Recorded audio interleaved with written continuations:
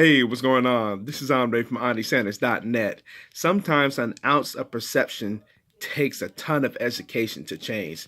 Something I picked up on rereading Robert Kiyosaki's Rich Kid, Smart Kid book, where he mentioned that he had a pastor had to really help change his thinking because the pastor wanted Kiyosaki to come to his congregation to talk about money. See, Kiyosaki had to really fight those inner thoughts that he had in years past because he went to several different churches where it's always perceived that obviously being rich or having a lot of money is evil, which it's interesting because even today's times, people still have those same type of perceptions, whether it be money, being rich, maybe different things, such as what you see maybe in the sports world. When people might see as quote unquote being at an older age, and it's like, oh, okay, you kind of slow down performance, which is it's not really true at all.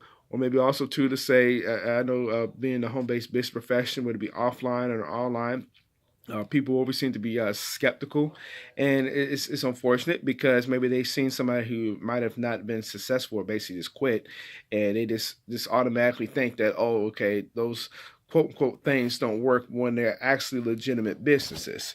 You see what I'm saying? So those are just a few examples where I can understand where that pastor was coming from when he mentioned that to Kiyosaki. Whereas this really an ounce of perception takes a ton of education to change. And it's just one thing. That's the main thing as far as just helping to educate people on certain subjects. That might have those limiting beliefs, or those certain beliefs that are really what Napoleon Hill called in one of his books, as far as you know having a fact, or I think it was Kiyosaki's Rich Dad mentioned one of his Rich Dad books, as far as accepting an opinion as a fact, which is really dangerous for us because we're just going to just go and quote unquote sometimes think, oh, that's just the way it is. No, it's not. No, it's not. It's because of our certain beliefs, and then us not really want to do our own due diligence on the subject. You see, like let's say, for example, since we're in the information age, why not go online? This example, just go to Google and just research different things. Just type it in. Not just the same article. Just read maybe several different ones, just so you can make your own educated decision at the end. That's what the pastor was trying to mention to Kiyosaki a few years ago. Again, trying to help Kiyosaki's perception as far as it's okay to talk about money in the churches, especially when the pastor had approached him because he knew Kiyosaki was educating people on finances. You see, so again, it's like there's so many different perceptions people have, but it's also comes down to the lack of education. Point blank. That's why I like to also follow Eric Worre, owner of Network Marketing Pro, because he's educating people on what?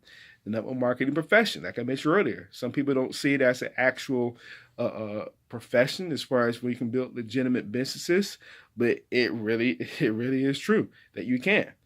You see, and again, it just comes down to just educating people, not so much just forcing people what to think. No, that's not the point. It's just really just educate people.